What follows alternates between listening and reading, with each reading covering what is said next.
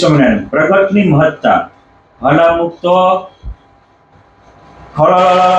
વહેતી ગંગા હતી તોય તે 10 જણા તરસે મરી ગયા. શું કામ? વોટ્સઅપમાં ગંગાનું પાણી વહેતું હતું.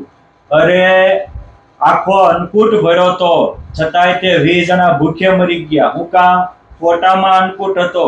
અરે મારા બાપ, એક સાથે 100 સૂર્ય ઉગ્યા હતા તોય તે 100 જણા અંધારામાં ભટકીને મરી ગયા. શું કામ? ફોટામાં સૂર્ય હતો.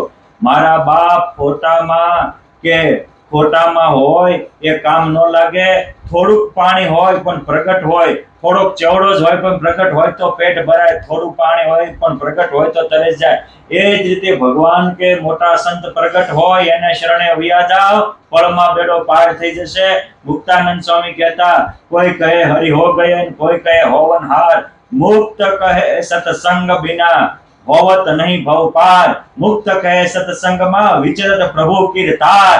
માટે આવા સત્સંગને કરી અને પ્રગટ ભગવાન કે પ્રગટ સંતને સેવી જીવનને ધન્ય બનાવો. જય સ્વામિનારાયણ.